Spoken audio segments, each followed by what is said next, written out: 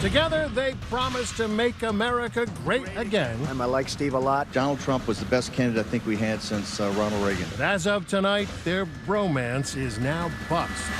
You thought 2017 was just unpredictable. We're 3 days into the new year, and this is unreal. Steve Bannon, quoted in a new book, reportedly using words like treasonous and unpatriotic to characterize that June 2016 meeting at Trump Tower with a Russian lawyer claiming to have dirt on Hillary Clinton. Tonight, the president's lawyers are telling Bannon to cease and desist his disparaging comments. Furious, disgusted would probably certainly fit. The president isn't happy at all. Going after the president's son in an absolutely outrageous and unprecedented way is probably not the best way to curry favor with anybody. According to the book Fire and Fury by journalist Michael Wolff, Bannon says they should have called the FBI immediately. And Bannon reportedly predicts they're going to crack Don Jr. like an egg on national TV. At today's White House briefing, Trump's reaction to Bannon actually drew more questions than his war of words with North Korea's leader, even though Trump and Kim Jong-un have been trading taunts about nuclear missiles. Just last night, Trump tweeted his nuclear button is much bigger and more powerful than Kim's. With Bannon, Trump really took off the gloves, issuing not merely a tweet, but a formal White House statement shunning his former chief strategist. The President of the United States writing, "Steve Bannon has nothing to do with me or my presidency. When he was fired, he not only lost his job, he lost his mind." Trump goes on to say Steve had very little to do with our historic victory and insists Steve doesn't represent my base. He's only in it for himself. What we've seen today is a major shift. Bannon was the closest political person to the president for months since he entered the campaign. So I would say this is a monumental rift. The Trump and Bannon partnership has been one of the most tumultuous political relationships in recent history. Another major shakeup at the White House. Steve Bannon, President Trump's powerful chief strategist, is out. Just months ago, the president lavished praise on Bannon. I have a very good relationship, as you know, with Steve Bannon. Steve's been a friend of mine for a long time. I like Steve a lot. And Bannon, on 60 Minutes, expressed no hard feelings toward Trump. I'm a street fighter. That's what I am. And by the way, I think that's why Donald Trump and I get along so well. Donald Trump's a fighter. Great counterpuncher. Bannon, now on the outside, appeared to have plenty of scores to settle with people around Trump. Right now, it's a season of war against a GOP establishment. Threatening to challenge any Republican leader who dared stand in the way of the Trump agenda. This is not my war. This is our war. They're just looking to find out who's going to be Brutus to your Julius Caesar. When the Republican Party leadership convinced the president to back a more conventional candidate for the Alabama Senate seat, Luther Strange is our man. Bannon got out the vote for the firebrand. This is not about Judge Moore. It's not about Donald Trump. This is about you.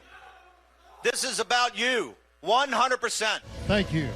Moore's victory in the primaries ultimately got the president on the bandwagon. Get out and vote for Roy Moore.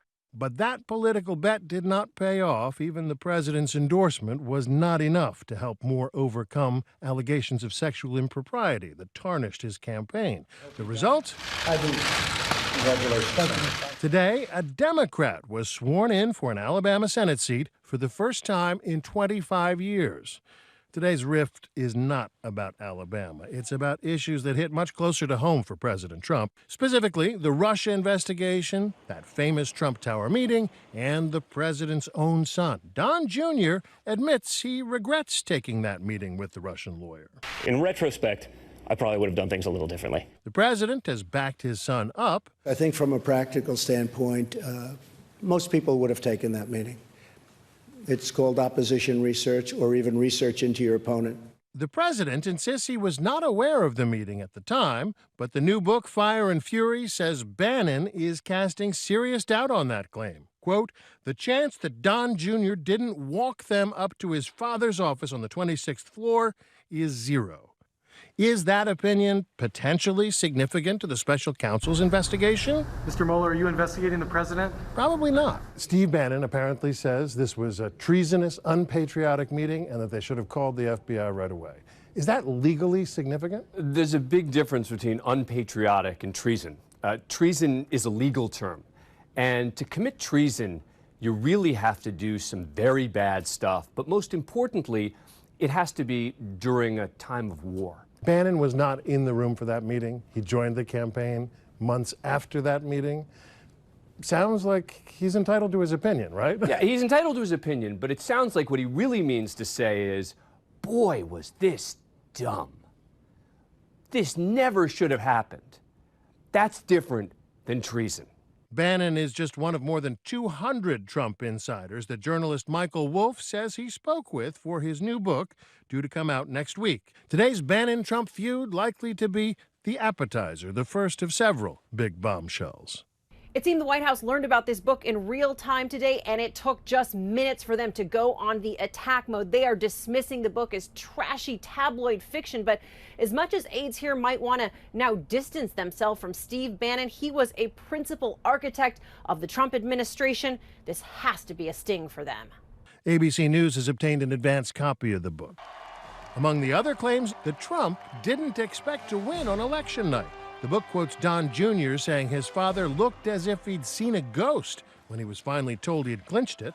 There was a sense that none of them believed that the president was going to win in this race. And the book obviously reports that the president himself didn't think he was going to win. Wolff says First Lady Melania Trump did not want her husband to win, and that when he did, she, quote, was in tears and not of joy. Today, the First Lady disputed that, insisting she was confident he would win and was very happy when he did.